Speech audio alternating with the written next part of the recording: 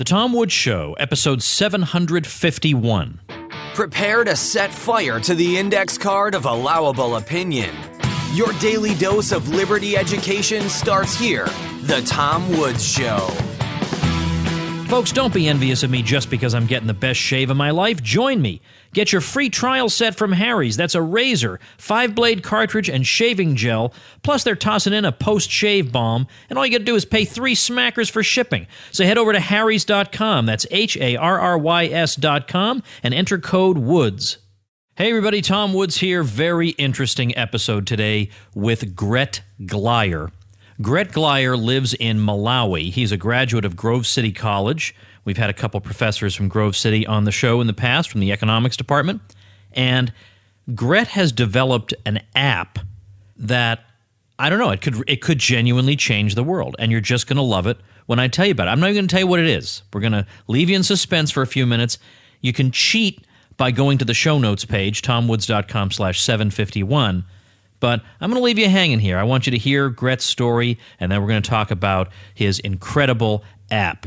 Gret Glyer, welcome to the show. Thanks, Tom. How are you doing? Doing well. Very interested in your story, which I found out about through Twitter. Right. Because I guess somebody was talking to you, and then they just inserted my Twitter handle or whatever in the tweet, and then before you know it, we were exchanging contact information, and here you are. So one isolated tweet. You never know where life's going to take you. That's right. You have an extremely interesting app that you've developed, and that was the primary reason I wanted to have you on. But I have a funny feeling that this app is not exactly a million miles removed from other details of your life, if we may put it that way, from other things that you've been up to in your life. I rather suspect it evolved out of that. That's just my wild guess. I didn't go over with you all the details of your life before we went on because I thought that would take all the fun out of it. I want to talk to you as somebody who's just getting to know you, and I want to ask the kind of questions that somebody who's getting to know you over coffee might ask. So, first of all, you graduated from Grove City College, which is one of my favorite colleges in the country. I've had Sean Ritenour and Jeff Herbener on as guests. I've heard that you had Sean Ritenour as an economics professor. That's awesome to me. That's tremendous. Mm-hmm. But after you graduated from Grove City, apparently you did something that most people don't do. And what was that? Okay, well, the first year after I graduated, I actually started working at Enterprise Rent-A-Car immediately. And I did that for a year, and the whole 9-to-5 customer service, like management track job wasn't for me. So after a year, I quit and I moved to Malawi, Africa. Now, that is a little bit of an unusual choice. Now, why Africa and why Malawi in particular? Okay, so I don't know why Africa. I always had this just gut feeling that Africa was the place I wanted to go. Maybe it just like felt like that's where most of the work needed to be done or most of the help was needed. So I guess that could have been it. All I knew is that I spent a year of my life working in a job where I felt like I was basically working for a paycheck, and I wanted to do something more meaningful. And I thought if I move to Africa, maybe I'll have a better chance to do that. So yeah, I moved to Malawi, and I moved over there at first to be a teacher. Well, tell me what it was like to adapt to life in Malawi. People say to me, I moved from New York to Alabama, mm-hmm. and people said, boy, that must have been an adjustment. I don't think it was as much of an adjustment as you had. So yeah, on the one hand, it's a third world country. In 2015, it was the poorest country in the world by GDP. And so, there is that aspect to it. On the other hand, though, when I moved over there, it was actually pretty nice. I was living on a campus with like a pool, and we had like really nice academic buildings and all this other soccer fields, all this other stuff. So that kind of gave it a feeling of like more of a first world feeling than you would probably expect. So I had like a nice life for about 2 or 3 months, and then a good friend of mine, Blessings, who I had gotten to know, he took me out to a village, and that was when I really saw what like real poverty is, extreme poverty, where people are living on 50 cents a day or less. So what then did you do? And you stayed. Well, how long has it been? How old were you when you got there, and how old are you now? Yeah, let's see. I must have been 23 when I got there, and I'm 26 now. So I've been there for 3 years. Okay, and you're talking to me right now from the United States, but are you planning to go back? I'm planning. Yeah, that kind of factors into the whole app thing that we'll get to later on. But Okay. I've lived there for 3 years, and I started ministry over there, and now I'm working on this app, and I'm pretty much willing to live wherever I need to live to make the app a huge success. So that's what I'm working on right now. Okay, I definitely want to get to the app. I'm thinking about, I had a friend in college who lived in Egypt. Now, Egypt is obviously wealthier than Malawi, but he said, the thing that you don't realize about the U.S., this was back around 1990, he said, is that for all the complaining that we do here, he says the country basically works. You pick up the phone, you get a dial tone. This is 1990 after all. Right. But you turn on things, they turn on. You turn the light on, the electricity is working. Yeah. He says that with Egypt, it's kind of a roll of the dice. You don't really know what to expect, whether basic things are going to work. What was it like in Malawi? I mean, for example, if somebody mails you something, do you get it?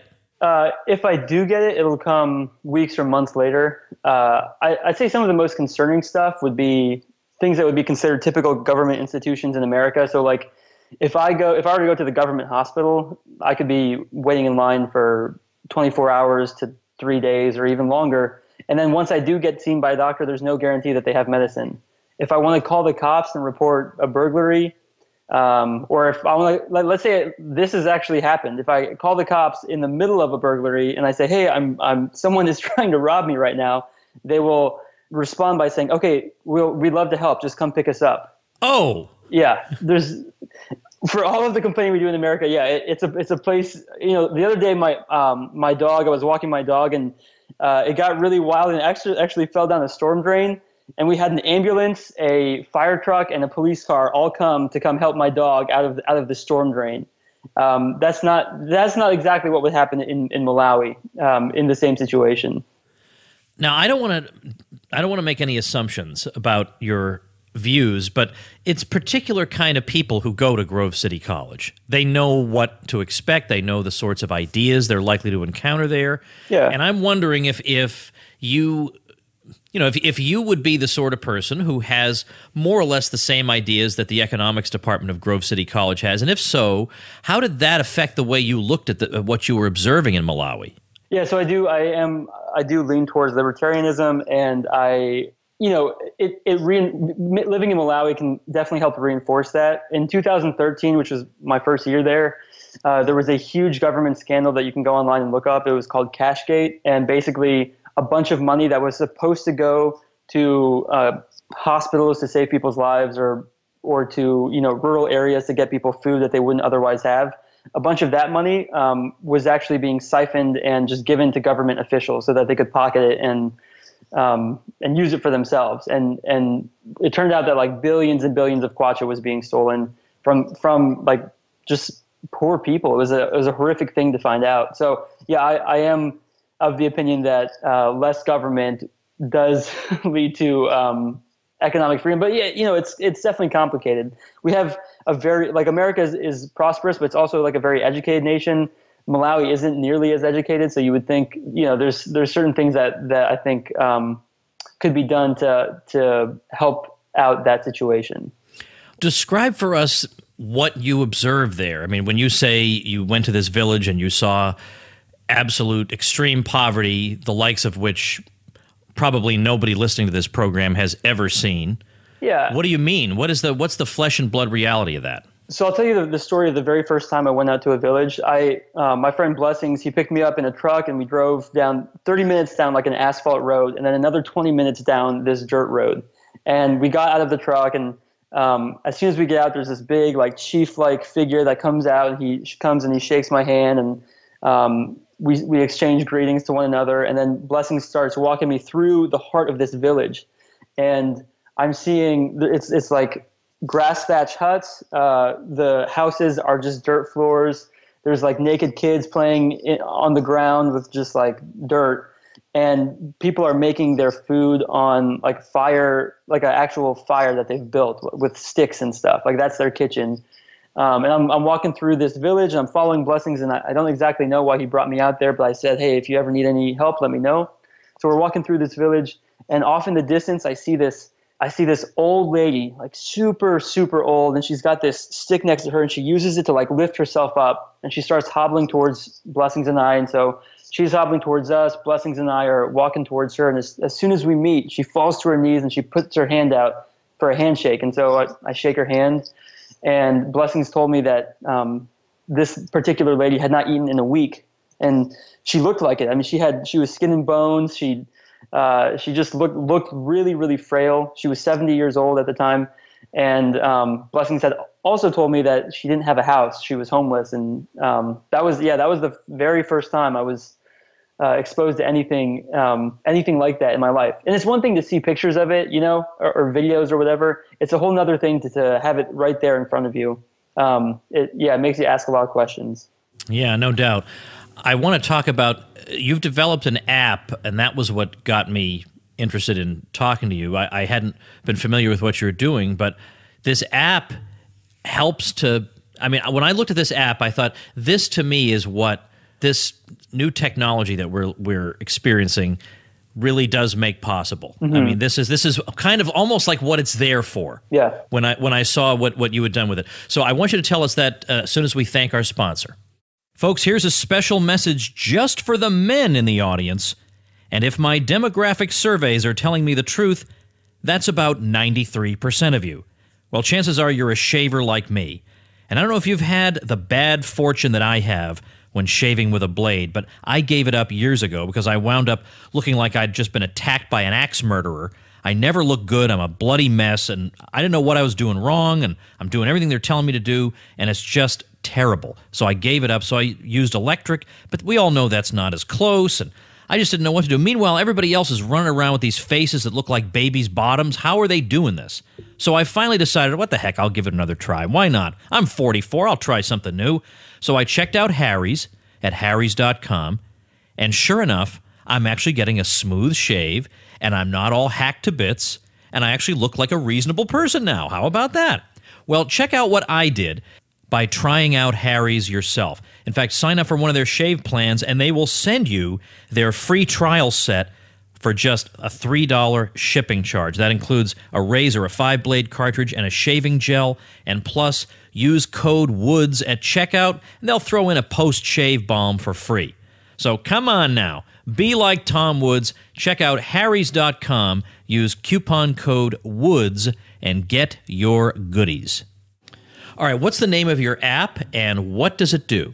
The name of the app is called DonorSee, Donor SEE, and the basic idea is that it helps people who want to give money see exactly how their money was spent. So if you give money to help a girl get hearing aids, you should get a video back from for your donation of that girl hearing for the first time.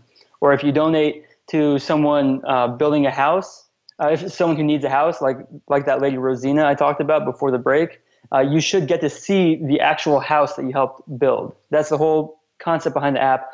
And the way that we do it is through it's a peer-to-peer send money directly out into the field app. So there's these missionaries and aid workers and Peace Corps workers like myself who are living all over the planet, all over Africa, South America, Asia, all over the world. And for the most part, they all have iPhones. Some of them have Androids, but my experience is most people just have iPhones out there. It's like the best way to keep in touch with people. And so me as a missionary out in Malawi, Africa, I take a picture of a lady like Rosina who needs a house, and I say, hey, friends and family back at home, she needs $800 to build her new house. Would you consider donating? So my friends and family, they donate through the app, and then I use the funds to build the house, and then I send, after the house is built, I take pictures and videos, and I send all of those back through the app to the people who donated. So this is really something else. This is a matter of, here's a specific need. I want to contribute not to the general fund, but I want to contribute to that specific need. In fact, there is a charity, I don't want to single them out because I think they're doing good work. There's a organization that I've donated to where they'll say, for $50, you can provide a family with blah, blah, blah. But then they say, now, that doesn't mean that if you send us $50, a family is going to get blah, blah, blah. But in your case, that is exactly what it means. Yeah, exactly. We're calling it the most direct way you could possibly ever give. I mean, the money goes straight from your pocket to the people who need it. How is that possible? Do you have to have It seems like you would have to have a global infrastructure to dole out the money everywhere. I mean, not really. I mean, there's literally just aid workers and Peace Corps workers and missionaries living all over the world, and they're the ones who are doing the fundraising. I get it. Okay. They're using their friends and family to fundraise for these things, and the app is live right now. But next week we're adding a staff picks section, which will be projects that we personally have like vetted and recommend. And that we think are best for the society. And so like people who, don't necessarily know a missionary or an aid worker living overseas, but they still want to give directly, they'll be able to go through the staff picks feed and give to those projects and know that their money is going to the right places. That's smart. So how recently did this launch? A week ago, last Monday. Okay, so it's super, super new. Are you working through any bugs? We spent about 6 months making and testing this thing. So there's a few bugs that come up here and there, but we had 5 developers working on it. We had a very professional team, and yeah, I mean it's pretty much good to go. We have a very solid app in the App Store right now. You can go to DonorSee.com and use the web platform as well. So yeah, I mean it works great actually. How did you raise the money for this? It was a venture capital. I raised it through venture capital. So I raised $150,000 through some venture capitalists in exchange for some equity. And I pitched it to them as, we're going to revolutionize what it means to give online. And they got very excited about it, and that's what we did. So this goes completely around governments. This is just individuals helping other individuals. It goes around governments and even organizations. I mean, when you give to I'm not going to specify any particular charity, but when you give to a charity, you're giving to a CEO and an accountant and a bunch of other people, and then the rest of it goes out to the field. And most of the time, the most you can hope for is a thank you email. In our case, what we're trying to do is just, hey, you've got a credit card. There's people out in the field who need that money. Let's just get it straight there, and we'll facilitate it through these missionaries or aid workers. To make sure it's being handled properly. How are aid workers? I mean, I would think aid workers everywhere would love this thing. How are they going to find out about it? Through things like this podcast. I'm really well connected out there, and one of the things you realize is once you get overseas is if you're living overseas, you find all the other people who are also living overseas. So it's spreading through word of mouth pretty quick.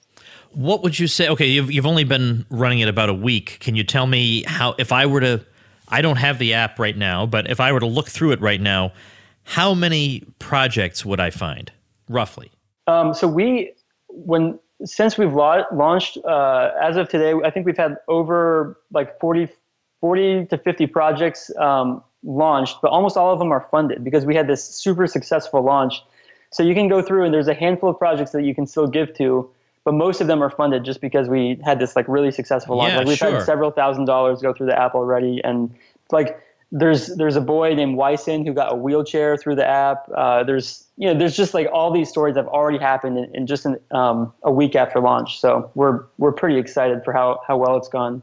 Do you have a website for the app, or do people just go right to the app store or something? Yeah, so we call it an app just because we want people, like the whole idea is that I want people to feel the instantaneous response, right? So this boy Wyson, he got a wheelchair. The missionary took a picture of Wyson and sent that picture to all the donors, and they all got a notification on their phone saying, like, Wyson, here's a picture of Wyson with the wheelchair. And I love how instant that is, right? The picture was taken a few seconds later, all the donors got to see it. But at the same time, there is a web platform. It's just DonorSee.com, and that's it works the same exact way. I just like it when people download the app because then it's that instantaneous feedback on the money that they're spending. That's what I really want people to appreciate. But yeah, you can if you don't have a smartphone, you can just go to DonorSee.com and you can give through there either way. So is this something that you envision entirely being used by aid workers in the developing world, or could it be?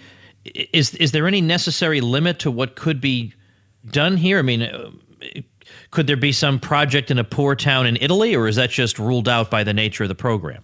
My actual goal for the app, and we'll link to the video. My goal for the app is to get the app, get one funded need in every country on the planet by the end of this year, 2016. Wow, that's quite a goal. We've only got a few months left to go this year. Yeah, I mean, we launched a week ago. We're in 5 countries right now, but I'm set on that. I'm going to do everything I'll do everything I can to make sure, to do my best to make that happen. Wow, that is my something team is very else. committed to that. Yeah. It's going to be tricky to get Liechtenstein, and I don't know if you're counting. I don't know if you're Yeah. counting the Vatican or not, but okay. Yeah, we are. I mean, it's on the list. There's 198 countries on the list that we've created. So yeah, I mean, there's people living all over the world. There's people with smartphones all over the world.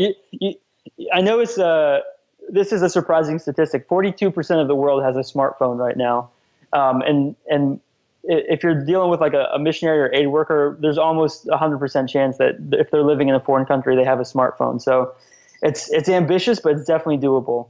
You know, I think I'm of two minds on these kinds of things. Part of me, I feel like I like to be connected in my local community, and I look around my local community. I say, here's a need, and I try and meet that need, and I feel satisfaction that I'm part of the community and I made my contribution. But at the same time, I am part of the human race too, and there are people I'm never going to meet and I won't know. But once in a while, why not lend a hand? I mean, I'd be grateful if somebody lent me a hand from time to time. And the prospect of being able to evaluate different ways that my money could be spent, looking for the one I consider to be the most urgent, and then getting a notification instantaneously when that need is met and seeing a photo of the need being met is, I mean, it's for me, it's really breathtaking even to contemplate this.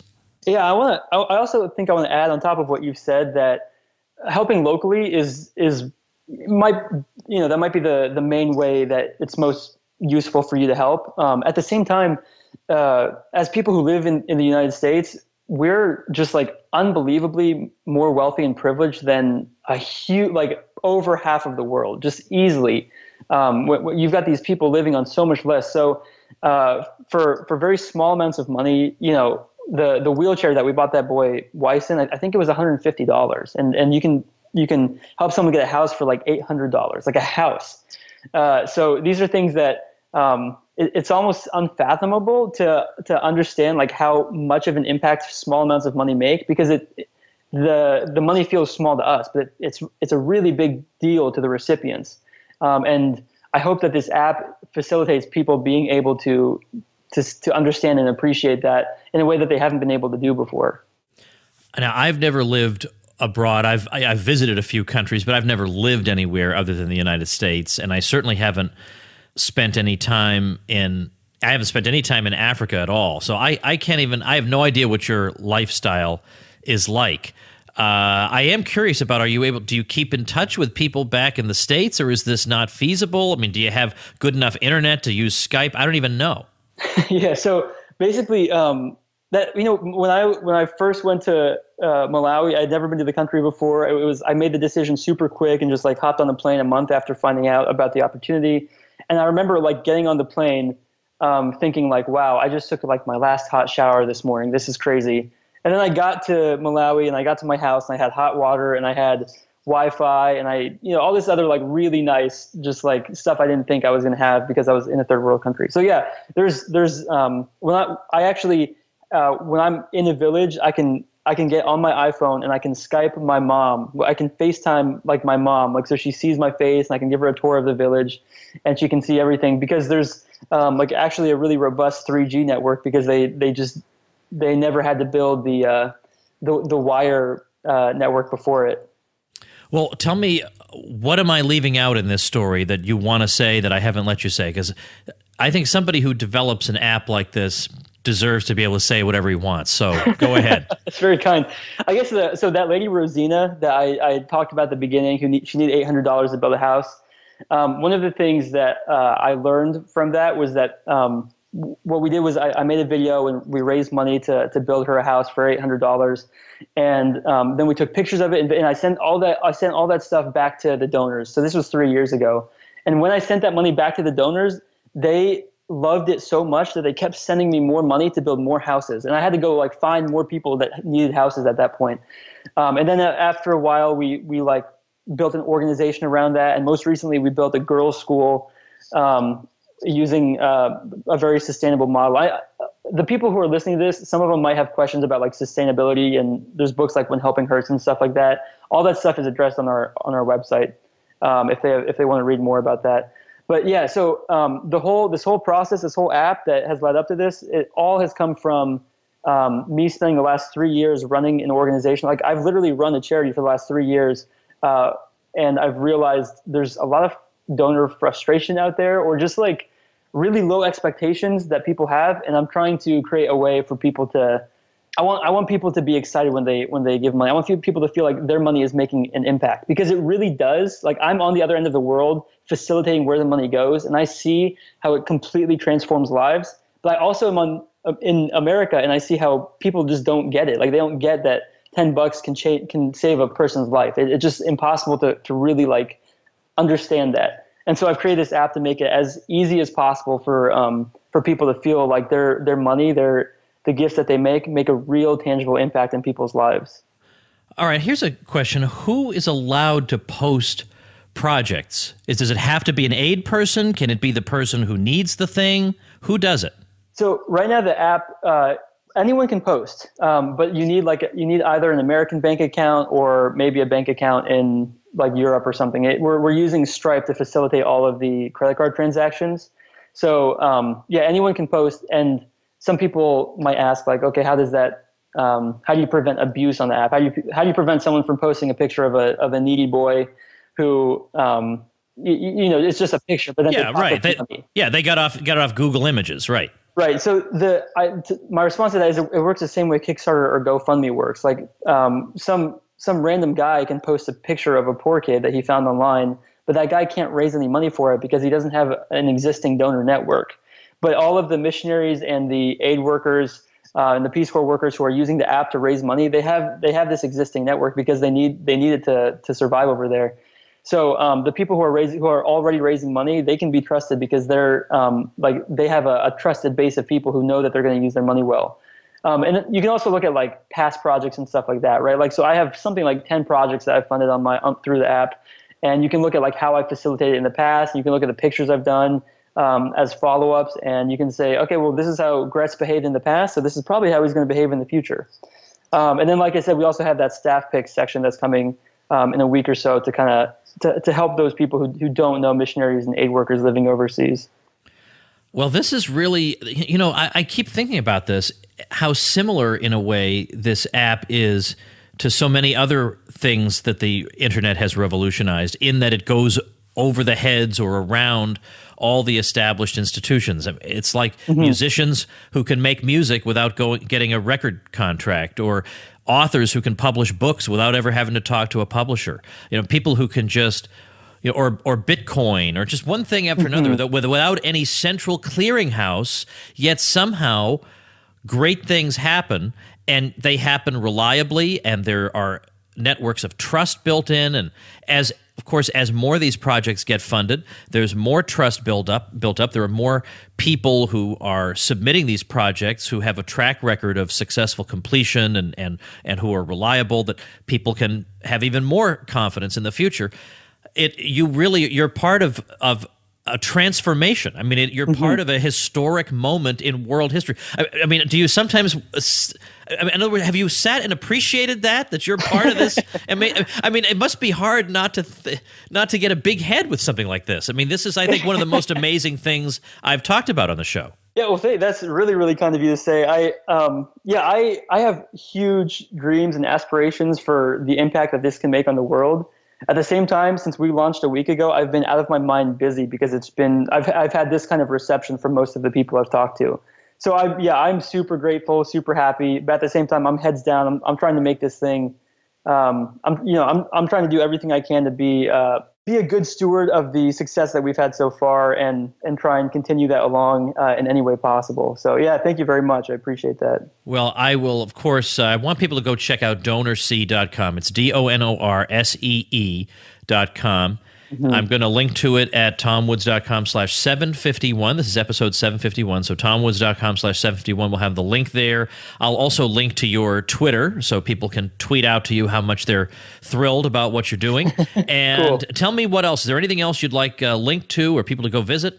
Yeah, well, I'll include we can include the video that kind of lays out my goal to get every country in the world on board with this app by the end of this year, 2016, because I think a lot of your listeners probably know people overseas that might be interested in using the app, and the video is a really easy thing that they can share with those people living overseas. Absolutely. In fact, about 17% of my listeners are overseas. Oh, no way. Perfect. Yeah. So this will be great. And okay. Oh, go ahead. I was just to say, if anyone wants to reach out to me personally, feel free. This is my full-time job. This is my baby, my dream. So please just feel free to reach out to me directly. I'd be happy to chat about anything DonorSee related. And tell me again, I'll put it on the show notes page, but tell us your Twitter name. Yeah, it's at Gret Glyer, GretGlyer. Okay, so that's the benefit of having an unusual name. No one else on Twitter has taken it. You can just grab it. So exactly, at GretGlyer.com, also linking to that on the show notes page. All right. Well, best of luck. I be interested to hear sometime down the road how it continues to go. Thank you so much. I appreciate that. All right. Definitely check out TomWoods.com/751 because in addition to the links that we just mentioned, there's also a video, very short video, giving you an overview of what DonorSee can do. So that's worth sharing with people to help spread the word about this. This needs to be much better known than it is, and that video is a big help in getting the word out. So check that out, TomWoods.com/751. Well, I have another website to tell you guys about. This one's out of the UK. And if you're complaining about libertarianism in the United States, you don't know what it's like to live in the UK. There's almost nothing. Now, there are some decent people doing good work. We all know that. But they'll be the first to admit it is one uphill battle. It's a very, very difficult position they're in. So there is a website called creativededuction.com, started by a listener of this show over in London. And it's a great, extremely informative site on a wide variety of topics, but with particular emphasis on Europe and especially, really, the UK more than anything else. And that's useful to get a libertarian perspective on what's going on there, the housing crisis there, taxes there, monetary policy, whatever. All these sorts of things are very well documented and discussed, and the opinions are all pretty sound from what I can see. So I strongly urge you to check out creativededuction.com. If you are American, help out your friends across the pond here. And if you are over there, if you actually are British, well, here you go. Here's a great resource. Tell all your friends about it. creativededuction.com, linking to it at tomwoods.com/751. And remember, get a shout out like this and a lot of free goodies from me if you get your web hosting, which is the first step you need to take when you start your site or your blog, via tomwoods.com/publicity and the instructions you find there. All right, tomorrow, if all goes well, Lou Rockwell and I will be doing another post-debate episode, this one following the vice presidential debate. See you then. Become a smarter libertarian in just 30 minutes a day. Visit tomwoods.com to subscribe to the show for free, and we'll see you next time.